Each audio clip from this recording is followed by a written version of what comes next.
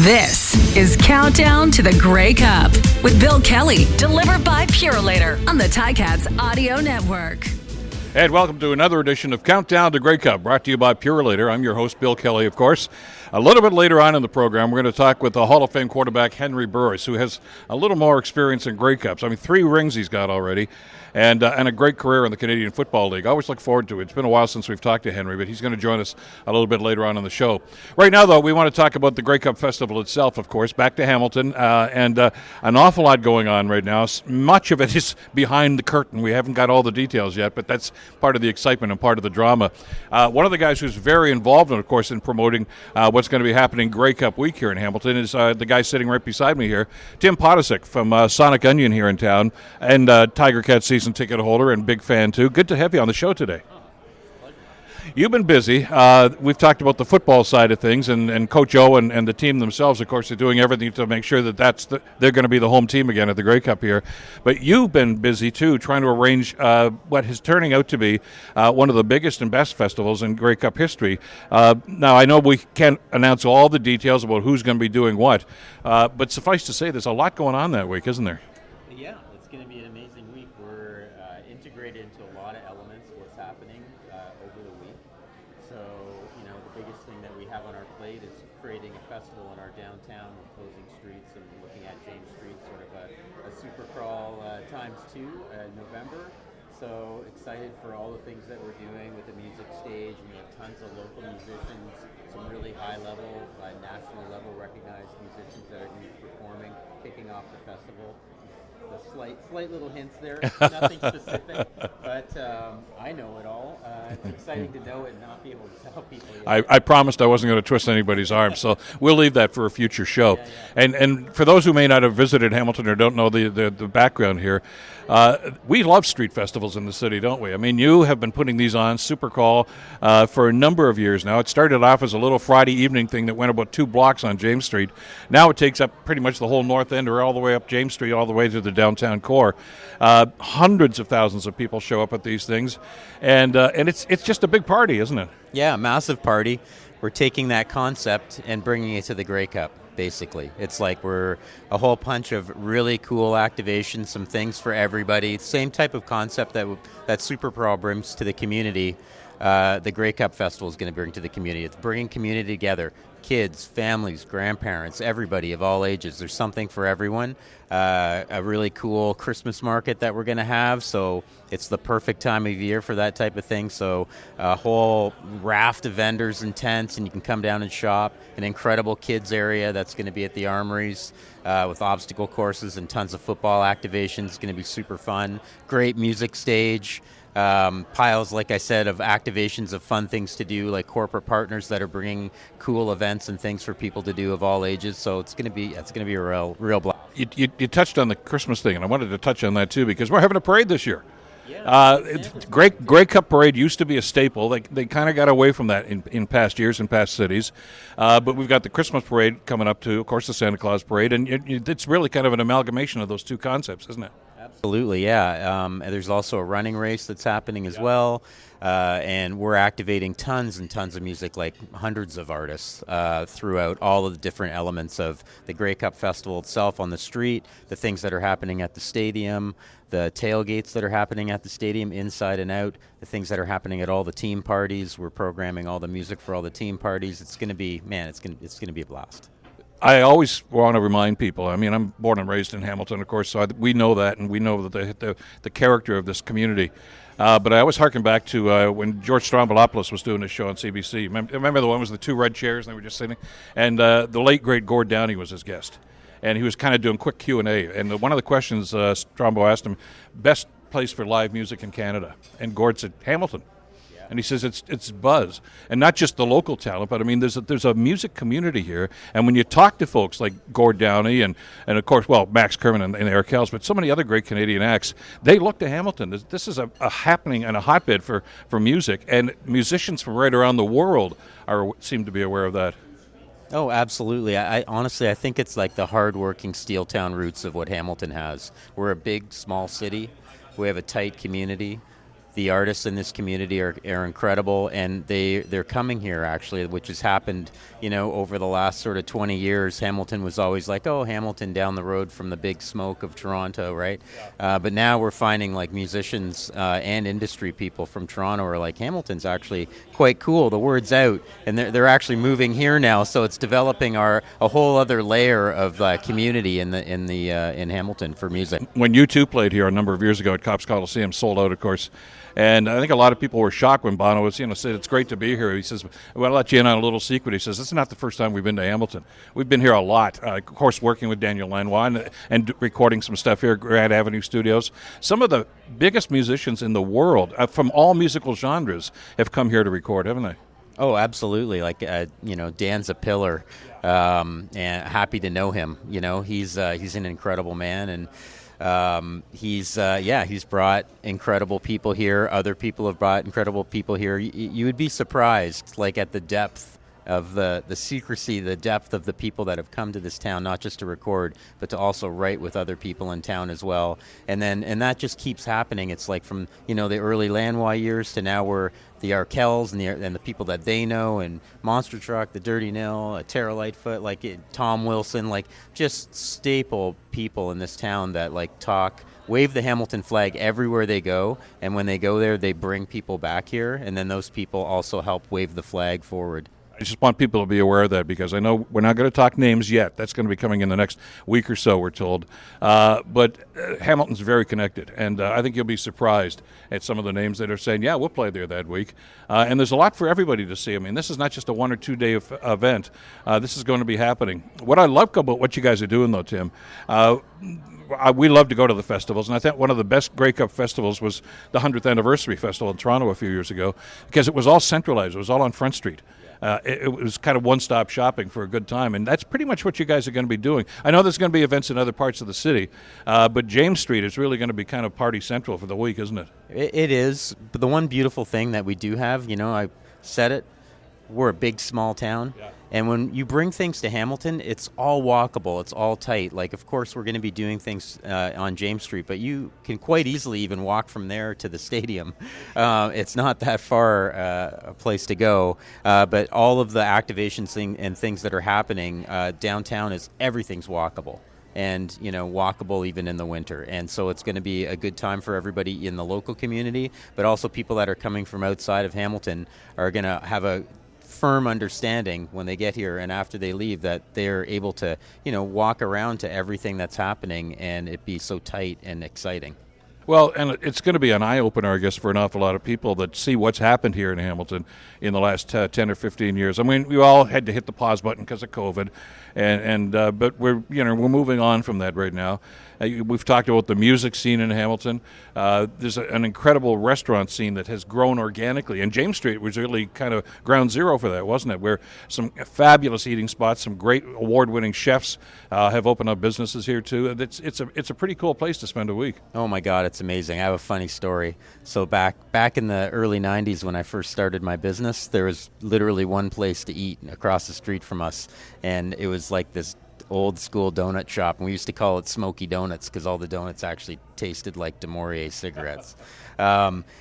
We're through those days now, and there's places to go. Our restaurant scene is stellar, and I know because every time I hear anybody from Toronto, my industry friends, or anybody from outside of the city coming into Hamilton, and they pick a place to eat, they're like, oh my God, that was like the best restaurant I've been to. And we just have some of the best people developing the restaurant business in this city. So it's going to be one of those festivals. I know when we headed here a couple of years ago, the weather was very cooperative all week long. Doesn't much matter because it's all going to be close by. You've extended it, of course, to Fallsview, Niagara Falls, for the awards ceremony, and there's going to be some entertainment there. They're pretty good at drawing pretty decent entertainment at Fallsview Casino, too. A lot of these events are free. You can just show up, but there are some ticketed events, so I would suggest people go to the website and find out and get your tickets early. I mean, there's nothing more disappointing than finding, hey, I want to go see that performer. Well, it's sold out. This is the time, really, to make those reservations, isn't it? Yeah, Absolutely, but there's so much for everybody. And again, it's the same style and thinking that we have is like so many things for free. So you can come, activate, and you still spend money obviously on, Christmas markets and activations and things, but entertainment is free, and then you can also buy tickets all the way up to the game, right? So Tim Potocic, we'll be talking with you again as we get closer to the date and some of these announcements are made about who's going to be playing. But congratulations for just a great setup for this and more to come, as they say in this business. But thanks for being here today. Henry Burris is a three-time Grey Cup champion, a Hall of Famer, of course, in the Canadian Football Hall of Fame. And so looking forward, we're going to talk with him in just a couple of seconds and give you a little bit of the context of winning and playing football and some of those great games, including a Grey Cup that Henry will never forget. He's going to give us some of the details of that right after this. Henry Burris, a little second effort from Henry Burris. The Red Blacks are Grey Cup champions.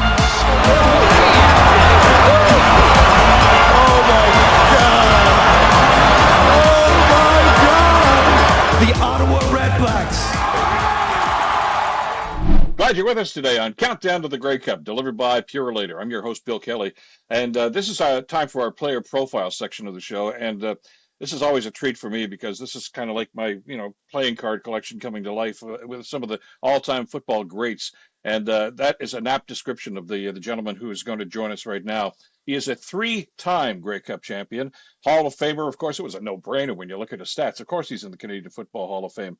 And we are so pleased to welcome to the program Henry Burris. Henry, great to have you on. Good to talk with you again. It's been a while. Hey, no, Bill, good to see your face. Good to hear your voice, man. Miss you guys. Well, we miss you too for a whole lot of reasons, but this is a special time of year as we head towards Grey Cup. Been there, done that as far as you're concerned. I mean, you won it a couple of times with the Stampeders and then again with Ottawa. And I want to talk about that in more detail in just a couple of seconds, that win with the Red Blacks. But does it ever get tired? I mean, Grey Cup is Grey Cup. Is it just another game or do you guys get caught up in the excitement each and every time you're there? Oh, it doesn't matter where you are. You get caught up in it. I still now, whenever I hear Labor Day, whenever I hear Grey Cup, I still get chills. I still feel chills, go up and down my spine. I get goosebumps, as far as on my arms, and I still get excited. You get the lather happening in the palms of your hands because you can reminisce and experience that feeling all over again. But now you get a chance to just experience that moment, through the players that are currently playing in the league. But it never gets old because you look forward to seeing, who's the team that can conquer the top of the hill and become immortal for the rest of their lives by getting their name etched on the Grey Cup, which will be around forever for their kids and kids, and then their great grandkids to be able to see. So it's one of those moments that most epic moments that you could ever experience. I know a lot of guys who invested a lot in the game that never got that opportunity. Yeah. And, that's one of the things when I always look back on my CFL career, I always call that the unwritten chapter or the uncompleted chapter of my journey was the years there in Hamilton. I wish we could have won a championship together because if there's one market that definitely deserves it more than anybody else, it's the Hamilton Tiger Cat faithful. And but again, no matter where you are, when it comes to winning one, it's something that you'll reflect on forever and ever. But we came so close that one year. And one of the highlights of and I've been watching football for a long time, but especially in watching you, was that Eastern final in Toronto, where you guys just kicked ass in the second half. I mean, that I still have, shivers every time I think about that game. Oh, I still watch it on YouTube. I still reflect back on those types of games because nobody gave us a chance to even make it that year. Here's a team that Yeah. really didn't have a place to call home. We were traveling 45 minutes one way to Guelph each and every weekend, and just remember some of the weather that we had to play through, the weather conditions, the torrential Apparently, it downpour. rains a lot in Guelph, doesn't it? Yeah. I think, yeah. From time to time, right? It always Yeah. seemed to win game day, and then I remember that win game against Montreal in the Yeah. semifinals of the playoffs. It just seemed like all the factors were against us, but we were a resilient bunch of guys who were not going to be held back from reaching our true destiny, an area where we thought we could be and knew we could be, and that was making it to the Grey Cup. But unfortunately, there was a team in Regina that we just did not have a lot of success against, the Saskatchewan Roughriders. And again, if you can't beat the team, unfortunately, if you end up facing them for the biggest trophy in the land, unfortunately, we just couldn't get the job done against them. But hey, we overcame a lot and set the team up for a lot of Oh, success incredible. moving forward. and of course, which almost led to a Grey Cup championship for Hamilton in 2014. It was a great run and a great team, and as you say, a lot of great individual performances on that team. Mhm. Uh, Let me focus for a little bit on 2016, though, if I could. You know, you went over to Ottawa to the Red Blacks, and expansion teams are always tough. And I know that first year was tough for everybody on the team, coaches, players, everybody else. But I guess when you look at the stats and you look at what happened after that, you guys got your act together pretty quickly, didn't you? I mean, you came together as a team. It maybe didn't reflect in the wins and losses in that first year, but there was a cohesiveness there that really did you well, didn't it?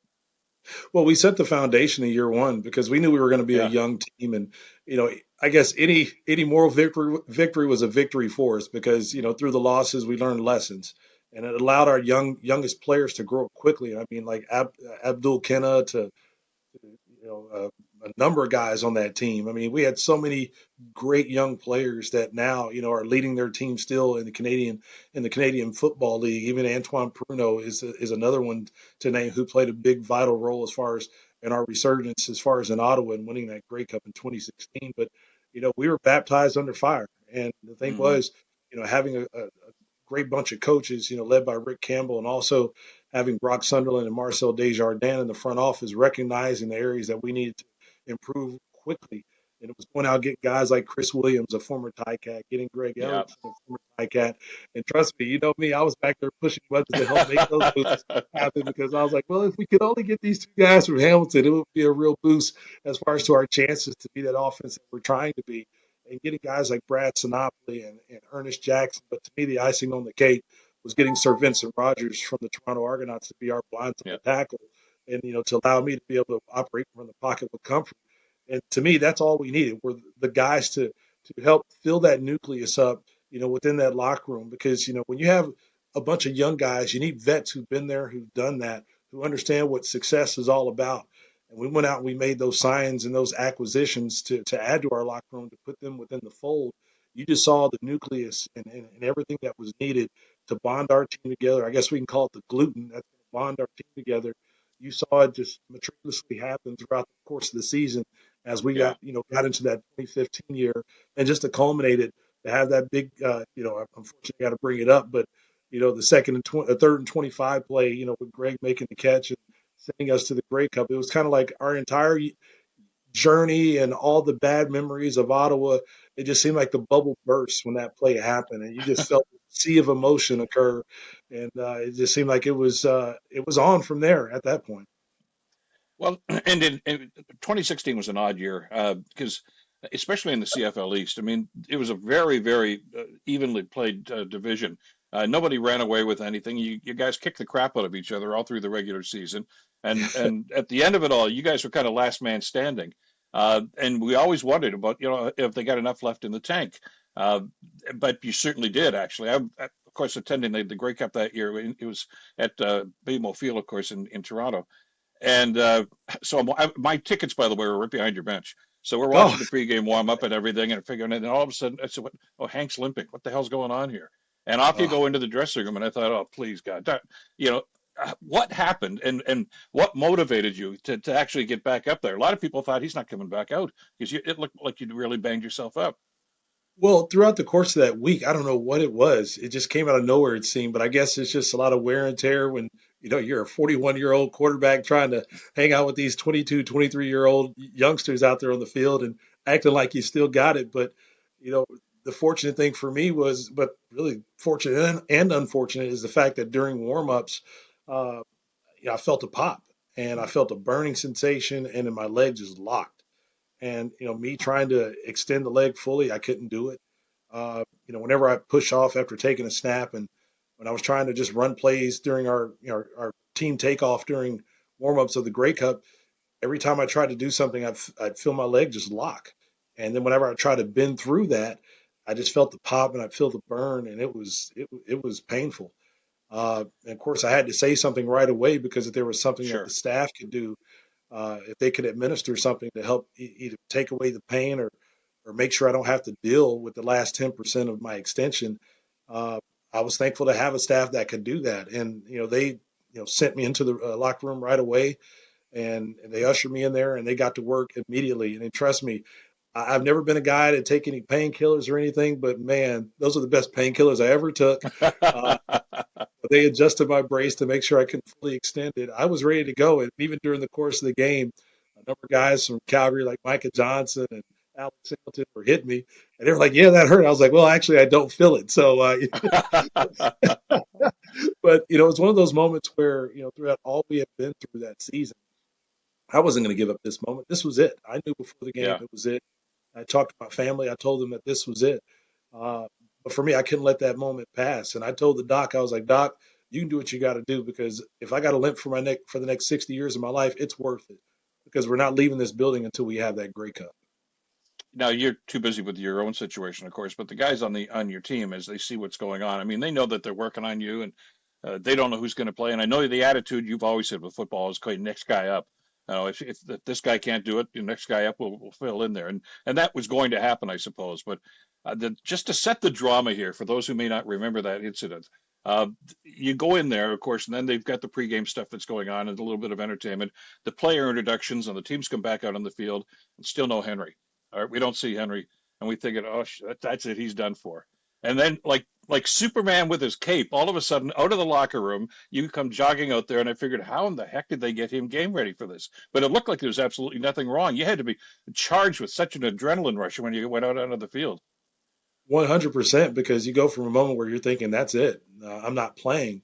But I remember telling a number of the guys who all came into the training room prior to heading out for the introductions, and I told them, "You guys go ahead, I'll be there." I was like, "I need to let these drugs kick in first before I actually come out there." But to go from just those emotions that were involved as far as during that moment, just to go through all the ups and downs through the season, to finally be a part of this team, catching fire as far as at the most important time, which is late part of the regular season into the playoffs, and now all of a sudden you get to the top of the mountain, and it's like, no, you can't go to the peak. And for me, that was heartbreaking. Knowing my wife and my kids are in the stands, trying to help curb their emotions. Again, I wasn't on my phone, and I talked to my wife afterwards, and she was like, "Man, we were texting people trying to figure out what was going on with you, but we weren't hearing anything back." So there was a lot of emotions taking place. But trust me, when the doc told me, "Okay, I'm going to inject this into your knee in about 20 minutes, you'll feel it." Trust me, right at 20 minutes, I felt it kick in. And it was one of Yeah, those moments where it was like, "Oh my gosh." He said, "Get up, jog around, jog in place, do some cutting, see how it feels, but make sure you do it with the brace on. We don't want to damage the knee anymore." And honestly, it felt fantastic. And at that point, it was like I was a little kid looking at, his dad for the first time. "Dad, can I go out and play?" And they were like, "Go out there and get it done." And as soon as he said that, I was like a rocket taking off, just bursting out of that locker room with a bunch of just emotions, ready to play and ready to go out here and do what we could to give ourselves a chance to win a championship back home in Ottawa. as that's unfolding, though, your other guy, your offensive line especially, there's got to be some chatter among them to say, okay, nobody touches Hank today. Okay, I mean, I know they always do that. That's their job, and they take great pride in that. But this is like, okay, this is our last stand. Nobody gets to our guy today, and everybody really, especially on the offense, really seemed to step up that afternoon into evening. Oh, 100%, because we knew in our minds that even from the year before in the Grey Cup, we could have done more to finish that game. And fortunately for us in the second half, Edmonton did a great job of neutralizing our offense and putting pressure where it needed to be, and they just really took us out of the game, and we felt we let the team down, but not in this moment. And then, like I said, to get to that point where we were at that time, we felt nobody could stop us. Honestly, we felt if the Marvels were on the other side of the ball, we were going to find a way to beat them. And we felt we were kind of that Thanos. We had that Thanos idea. We'll take on the entire world. And we feel that, nobody could stand up to us at that time. And that's the mindset we went into that game with. But again, like you say, with all the emotions that were taking place, the guy stood firm for me. After I delivered that message saying, "You guys go out, I'll be there. I promise you, I will be there." And just to feel just their reaction once I got to the sideline, and they were like, "Are you ready?" And of course, me going out there trying to bounce the ball to Brad on the first play. But I think it was still me needing to get rid of those emotions. But then after Yeah. that first drive, once we were able to go down the field, after that, following the conclusion of that first play, march down the field and put some points on the board, you just felt us settle down at that point. And we knew we were a team on a mission, regardless of adversity. We respected Calgary. We knew they were good, Sure. but we just knew that we were that team that was built for that moment. Henry, what about that phenomenon? It seems to be where teams get close to the top of the hill, they don't get the gold ring. You lost that one Grey Cup, that very emotional Grey Cup. but there was this determination to say we're going back. I talked to Danny McManus about that a couple of weeks ago with the 98-99 teams. They lost to Calgary in the last play of the game in '98, and just said we're going back, and they did. Same team again, as a matter of fact, and won it the next year. Same thing happened with you guys. Is there a determination to say that we're not going to be denied? Because as you said, a lot of guys never even get to one Grey Cup, let alone repeat.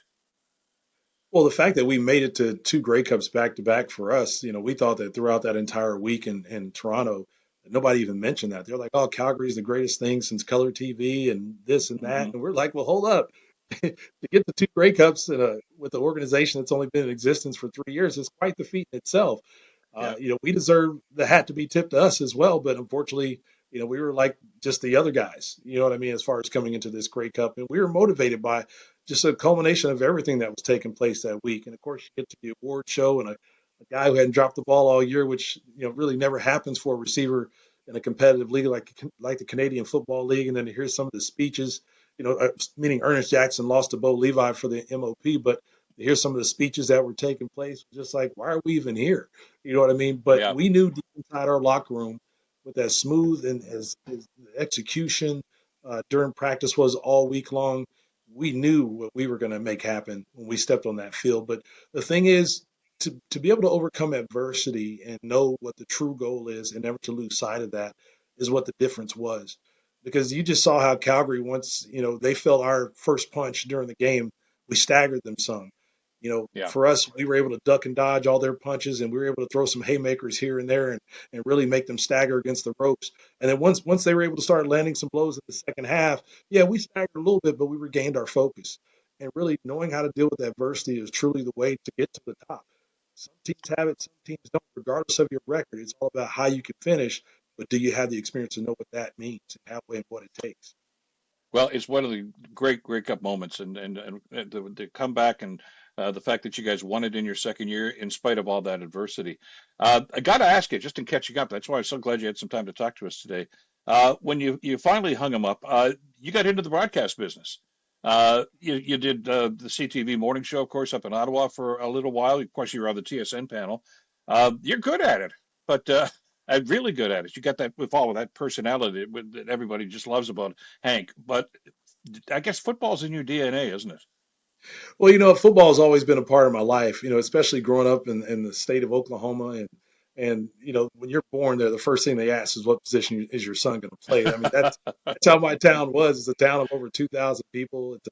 It's all about the farm life, raising cattle and number one crop was soybean. I mean, that's what our lifestyle was all about. And for us growing up in that type of environment, football was everything. And so the more I can stay attached to the game that gave me everything I have in life, it took me to my beautiful wife, Nicole, and it took us both to one of the greatest countries in the world in Canada and allowed for us to enjoy the lifestyle that we live today and really help catapult us into this position that we're in with the ability to coach, still coach football and still talk about it from a broadcasting perspective. So I'm truly thankful for everything this game has done for me. And now I want to see the next generation have the same success, or any way I can be a resource for them to have the same success.